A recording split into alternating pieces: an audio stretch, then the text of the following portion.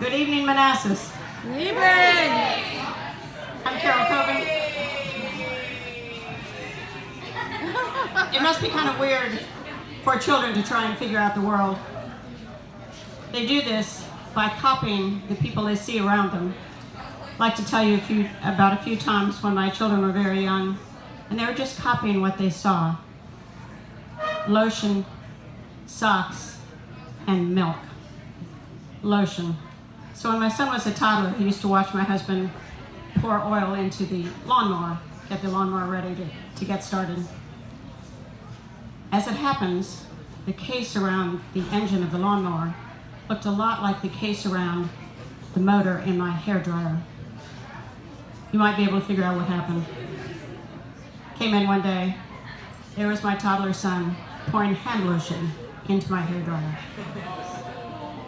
It's a good thing children are cute. The hairdryer was a total loss. Socks. So when my husband was, when we were first married, my husband was in the Army. Come home every night, take his boots off, take his socks off, drape his socks across the top of the boots so they could dry.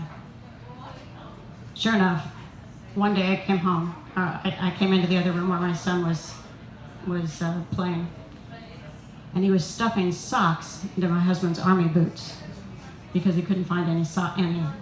It's stuffing Kleenex into my husband's Army boots because he couldn't find any socks. Milk. So I gave my children real things to play with when they were little. Cereal boxes, milk cartons, pots and pans, because I thought they should learn about what the real world was like, not just have toys. This worked pretty well until one day I was in the grocery store. My son walked away from me around the edge of the aisle so I couldn't see him anymore. So of course I went over to find out where he had gotten to. He was walking by the milk section, unscrewing the caps from all the milk cartons. Bought a lot of milk that day. Rolling over, walking, and cat. So when my son was about 9 months old, he still wasn't rolling over. Took him to the pediatrician and I said, so shouldn't he be rolling over by now? And he said, well, yeah, he should be. So we made an appointment for his children's hospital. But the appointment was about 6 weeks out. So I took him to a clinic in the meantime. They taught me some exercises. He would start rolling over the next day. And the doctor said, we may never know why he didn't roll over on time. But he's rolling over now and everything looks like it's in order, so we're good. So I used to tell that story to friends. And I would end it with, and we may never know why our son didn't roll over at 6 months when he should have. Didn't roll over till he was 9 months. And I kept telling the story from time to time. Until one day when my son was 5, he said, I know why I didn't roll over. I said, you know why you didn't roll over at 6 months? Sure. I was lying down, drinking some milk, and I rolled over and I was at the top of the stairs. I rolled all the way down the stairs and it hurt. I'm a bad mother.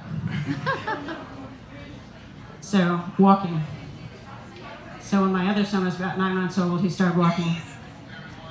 And the way he did it was, he was standing up at a coffee table, picked up a toy in one hand, picked up a toy in the other hand, looked at both of his hands, didn't want to put either of the toys down, so he started walking toward me. And I was on the phone with my mother, and so I started screaming like a banshee. He's walking, Mom, he's taking his first steps. He, of course, terrified, plopped down on the floor. Didn't walk again for 2 weeks. Cat.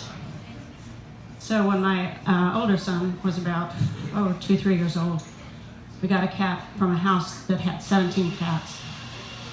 And the cats weren't mistreated, but they did learn to guard their food. Apparently, we didn't have any other cats but the one, but apparently this cat, having learned to guard its food, thought her son was a threat. So one day, he hid around the corner, and as her son rounded the corner, the cat jumped out and scratched his face. Everything is okay, he screamed, of course, and he washed off the scratches and everything was okay. A few days later, I walk into the living room where my son is holding the cat over this stairwell. No. I yell at him to drop the cat. Oh, no. Cat never scratched him again. I'm Carol Covin. You can find me on Facebook, CAROL.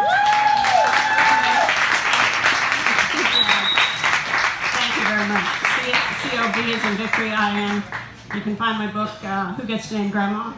40 interviews with moms and grandmothers about advice about how to raise grandchildren on Amazon and Prosperos. Thank you.